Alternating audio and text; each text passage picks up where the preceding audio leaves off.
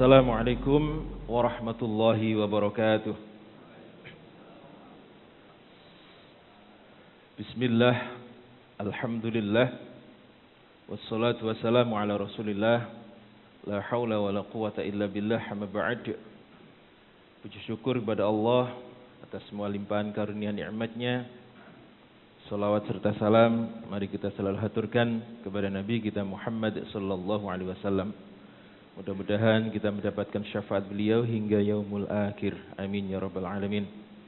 Para bapak, ibu dan jamaah sekalian, hari-hari ini kita masih berada di bulan apa Pak? Bulan Muharram yang diperingati sebagai tahun baru Islam. Kenapa tahun baru Islam itu disebut dengan Hijriah, Pak? Ada yang tahu? Kenapa kira-kira? Kok nggak disebut yang lain? Karena? Nggih, betul. Karena perhitungannya dimulai dari hijrahnya Nabi dan para sahabat. Sehingga untuk mengenang peristiwa yang sangat luar biasa itu, yaitu peristiwa tentang titik balik dari perjuangan Islam, kemudian diabadikan menjadi nama tahun, sehingga disebut dengan tahun Hijriah. Kira-kira begitu. Jadi bangsa Arab itu penduduknya terbiasa atau biasa melakukan perjalanan.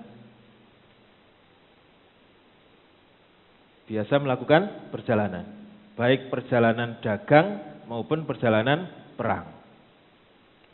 Sehingga kalau kita baca tulisan Arab itu Pak, yang belakang-belakang itu beda-beda. Kadang dibaca fathah, kadang dibaca kasrah, kadang dibaca dhamma.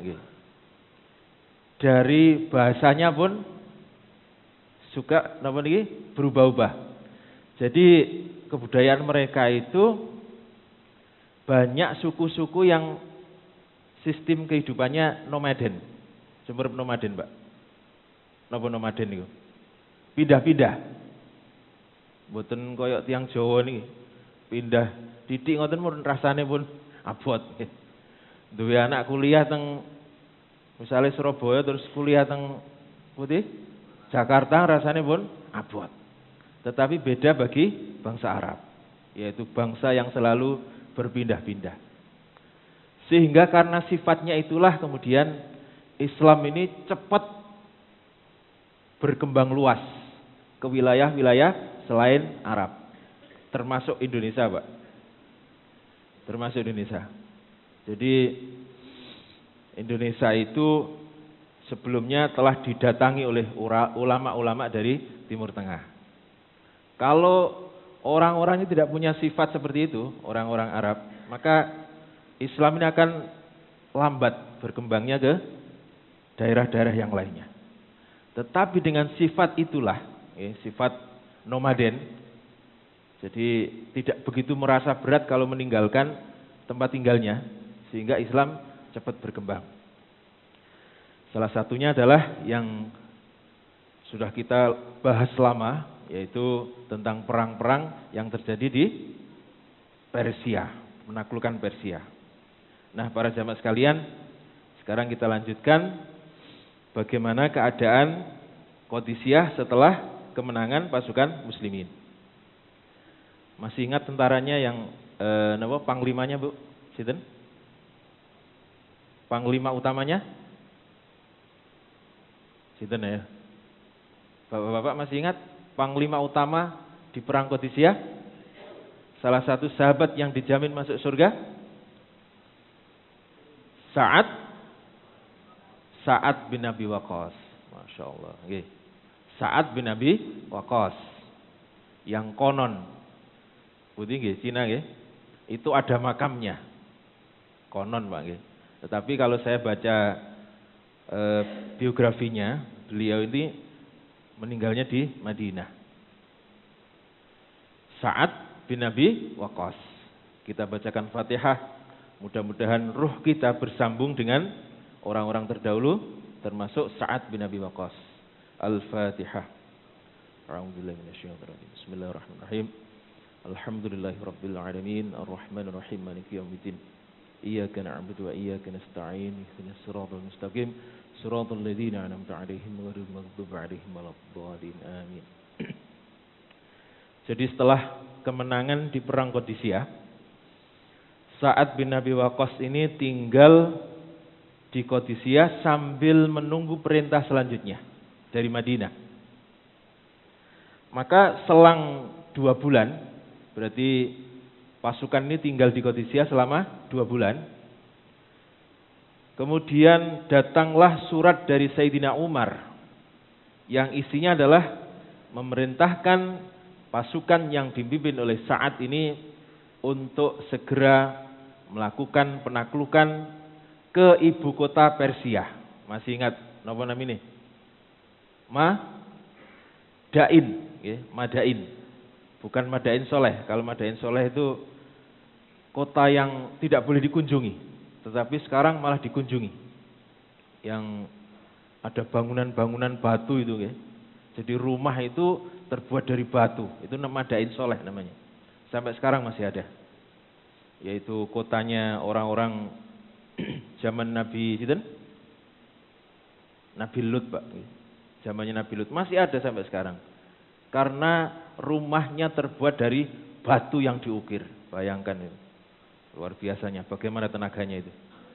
Ini namanya Madain, yaitu ibu kota Persia.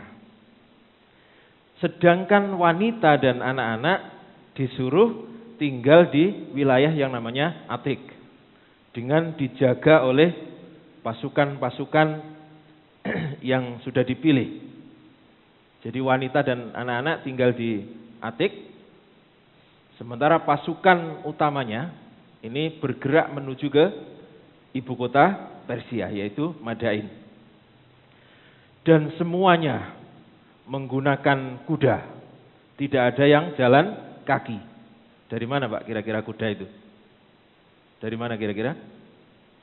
Kuda-kuda itu diperoleh ketika perang Qadisiyah, karena pemiliknya sudah melarikan diri, sehingga kuda-kuda itu kemudian diambil atau disebut dengan barang ghanimah atau rampasan perang. Jadi ketika mereka dari Qadisiyah menuju ke Madain, semuanya berkuda, sehingga perjalanan menjadi cepat. Tidak ada yang jalan kaki. Masya Allah. Nah, para jamaah sekalian, berdasarkan pesan daripada Sayyidina Umar, setiap melewati perkampungan, maka pasukan muslimin ini diharuskan bersikap baik dan berusaha mengikat perjanjian damai. Mengikat perjanjian damai dengan penduduk setempat. Ini merupakan modal utama, Pak, bahwa ketika perang itu dan penduduk setempat mendukung, maka ini kemenangan tersendiri.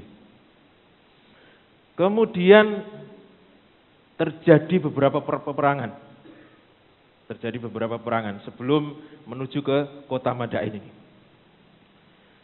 Beberapa peperangan, tapi tidak saya sampaikan sehingga lebih cepat, Pak. Soalnya dari kemarin-kemarin bahas perang terus. Biar cepat. Maka pasukan muslimin ini kemudian berhasil menduduki kota, berhasil menduduki kota, yang kota itu langsung berhadapan dengan kota utama, yaitu Madain. Namanya kotanya adalah Buhrasir. Kota Buhrasir ini langsung berhadapan dengan Madain. Dari kota inilah Madain tampak begitu memikat karena keindahannya. Sehingga saat itu kota Madain disebut dengan salah satu keajaiban dunia. Saking indahnya, Pak. Jadi saat itu kota yang terindah ada 2. Yang pertama adalah Madain, yang kedua mana kira-kira? Ibu kota Romawi Timur, yaitu Konstantinopel. Jadi kota terindah saat itu adalah Madain dan Konstantinopel. Yang Konstantinopel nanti akan diubah menjadi Istanbul atau Turki itu sekarang. Itu dua kota terindah, Pak. Bahkan para sejarawan mengatakan, andaikan dunia ini dijadikan satu, menjadi satu kekuasaan, maka yang pantas menjadi ibu kota adalah Konstantinopel. Berarti yang paling indah adalah Konstantinopel, baru Madain. Masya Allah. Ini adalah ibu kota dari negara adikuasa, negara adidaya pada saat itu. Nah, para jamaah sekalian, di kota ini terdapat taman-taman yang sangat menakjubkan dengan aneka macam binatang, Pak. Binatang indah-indah, kebun-kebunannya juga subur-subur dan dikelilingi oleh benteng-benteng yang paling kokoh dengan penjagaan yang begitu ketat daripada tentara Persia. Masya Allah. Jadi di kota inilah berdiri istana Kisra yang dinamakan Istana Putih. Kenapa? Karena warnanya putih berkilauan, apalagi ketika kena matahari, Pak. Luar biasa indahnya. Gedungnya dibuat sedemikian rupa tinggi, tingginya menjulang, hingga pohon-pohon itu masih tinggi bangunannya, Pak. Pohon-pohon di sampingnya nih kalah tinggi dengan bangunan Istana Putih Kisra ini. Jadi bangunannya sangat megah. Padahal dulu belum ada ngecor, Pak. Tetapi mereka sudah bisa membangun bangunan yang tinggi, bahkan bertingkat-tingkat. Masya Allah. Jadi itulah istana yang disebut dengan Ctesifon. Istananya megah, tinggi, bahkan lebih tinggi daripada pohon-pohon yang berada di sekitar istana itu. Jadi istananya namanya Ctesifon. Para jamaah sekalian, ketika pasukan muslimin telah berhasil menguasai Buhrasir, lalu terlihatlah Istana Putih, Istana Persia.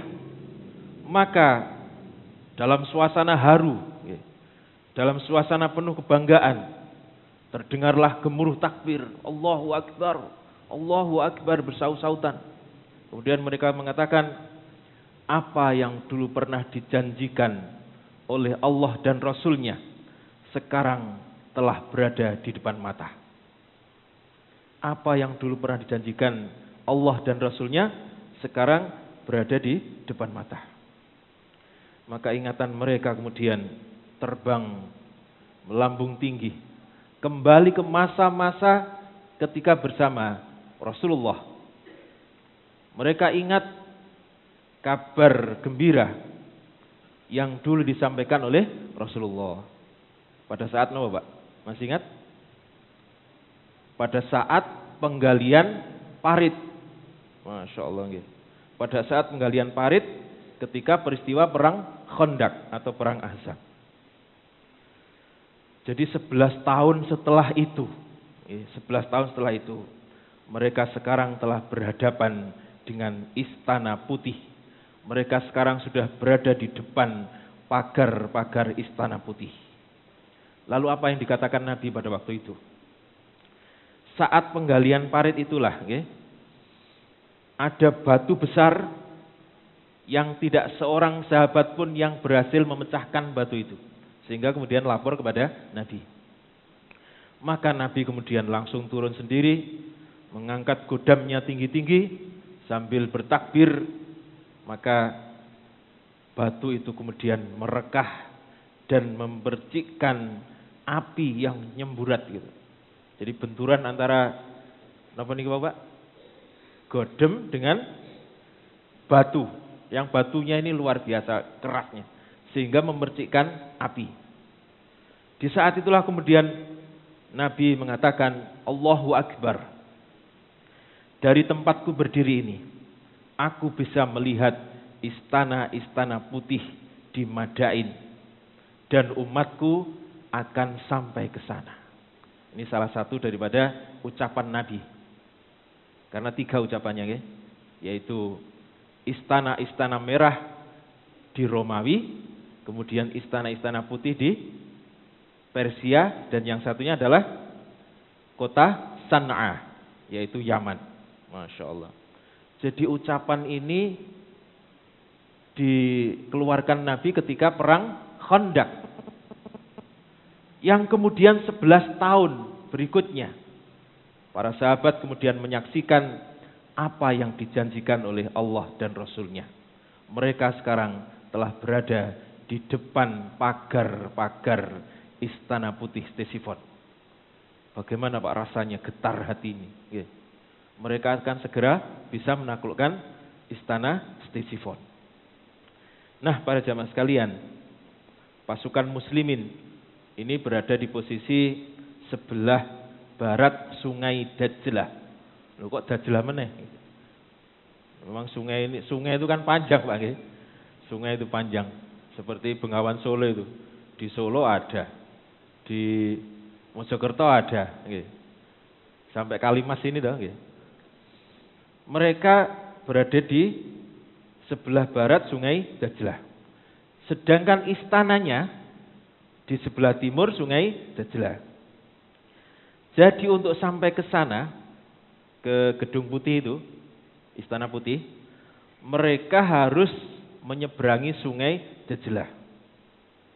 Padahal mereka tidak punya perahu, karena perahunya sudah dibawa lari oleh orang-orang atau pasukan yang berada di kota Burasir tadi ketika melarikan diri. Nah, sebenarnya Pak nggih, semua pasukan ini menginginkan segera untuk menyeberang sehingga cepat-cepat bisa menaklukkan Madain. Tetapi Sa'ad bin Abi Waqqas ini mengkhawatirkan kondisi daripada pasukannya. Jangan sampai kemudian mereka terhanyut oleh sungai yang alirannya sangat deras itu. Ini pertimbangan daripada seorang panglima. Hingga suatu hari, jadi mereka menunggu di sini. Hingga suatu hari, ada seorang Persia yang ini tiba-tiba merasa simpati karena perlakuan kepada mereka. Ini mendatangi pasukan muslimin, lalu mengatakan bahwa saat ini Yazdajrid, masih ingat Pak siapa? Yazdajrid Kisra, atau raja daripada Persia, namanya Yazdajrid, bahwa dia memberitahukan bahwa Yazdajrid sedang memindahkan anggota keluarganya sekaligus harta kekayaannya ke kota yang namanya Hulwan. Jadi ada seorang Persia yang datang kepada pasukan muslimin dan memberitahukan bahwa saat ini Yazdajrid sedang memindahkan keluarganya dan harta kekayaannya ke kota Hulwan. Masya Allah. Dan kira-kira proses perpindahan itu sekitar 3 hari. Berarti banyak Pak hartanya Pak. Mboten kados jenengan pindahan mboten. Rong jam mari Pak. Banyak, 3 hari. Maka setelah mendengar informasi ini, Sa'ad bin Abi Waqqas langsung memutuskan untuk segera menyeberangi sungai. Padahal waktu itu Sungai Dajlah ini sedang banjir-banjirnya Pak. Jadi airnya ini meluap-luap sampai berbusa-busa gitu. Bahkan penduduk setempat tidak ada yang berani nyebrang Pak. Tetapi Sa'ad bin Abi Waqqas kemudian memutuskan untuk segera menyeberang, seperti halnya ketika perang Qadisiyah. Masya Allah. Maka Sa'ad bin Abi Waqqas kemudian berdiri dan berpidato di pinggir sungai. Beliau mengatakan, sesungguhnya musuh kalian telah menyelamatkan diri dengan menyeberangi sungai. Dan kalian tidak bisa memburu mereka. Walaupun sebenarnya mereka bisa menyerang kalian dengan sampan-sampan mereka. Jadi mereka punya perahu, sementara pasukan muslimin tidak punya perahu. Oleh sebab itu, aku berpendapat kita harus terus berjihad, mengejar musuh-musuh itu dengan niat yang ikhlas sebelum dunia mengelilingi kita. Maksudnya sebelum kita meninggal. Aku telah bertekad untuk menyeberangi sungai ini sehingga dapat menyerbu mereka. Masya Allah. Jadi diputuskan untuk segera menyeberangi sungai Dajlah. Maka pidato daripada Sa'ad bin Abi Waqqas ini disambut oleh seluruh pasukan dengan mengatakan, sesungguhnya Allah telah berkehendak kepada kami agar kita semuanya menyeberangi sungai ini. Maka lakukanlah, wahai Sa'ad bin Abi Waqqas. Masya Allah. Maka Sa'ad kemudian memberikan motivasi-motivasi supaya ada yang berani menyeberang terlebih dahulu, supaya bisa melindungi pasukan yang nanti akan menyeberang secara bersamaan. Masih ingat Pak, dulu yang menyeberang pertama siapa namanya? Lupa nggih? Yaitu Asim bin Amr At-Tamimi. Dan orang ini juga yang kemudian saya wahai Panglima. Asim bin Amr At-Tamimi. Jadi Asim ini memimpin 600 pasukan. 600 pasukan. Maka kemudian begitu Asim angkat tangan bersedia untuk nyebrang terlebih dahulu, jadi siap menjadi martir Pak. Sebab ketika ada pasukan yang menyeberang, bisa saja dari arah seberang sana kemudian dihujani anak panah. Asim kemudian mengatakan, siapa di antara kalian yang akan ikut menyeberang sehingga bisa melindungi pasukan yang akan menyeberang secara bersamaan. Maka kemudian ada 60 pasukan yang bersedia untuk menyeberang bersama dengan Asim bin Amr At-Tamimi. Masya Allah, dengan kuda-kuda mereka. Kuda ini bisa renang, betul Pak?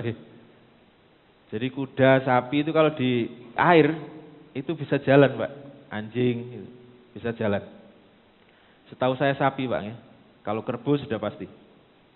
Jadi mereka menyeberang bersama dengan kuda-kuda mereka. Penduduk setempat yang menyaksikan pasukan muslimin ini terapung berjalan di atas air, kemudian mereka berkomentar dengan bahasa mereka, divana, divana, yang artinya adalah mereka itu benar-benar orang gila.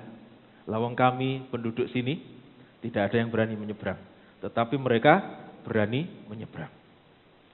Setelah itu mereka kemudian saling berbicara dengan mengatakan, sesungguhnya kalian bukan memerangi manusia, tetapi kalian sedang memerangi bangsa jin. Masya Allah. Itu komentar daripada penduduk setempat. Lalu apakah pasukan muslimin akan berhasil menyeberangi sungai Dajlah seperti halnya di Qadisiyah? Akan kita bahas pada pertemuan yang akan datang. Demikian, kurang lebihnya mohon maaf. Mudah-mudahan manfaat. Wassalamualaikum warahmatullahi wabarakatuh.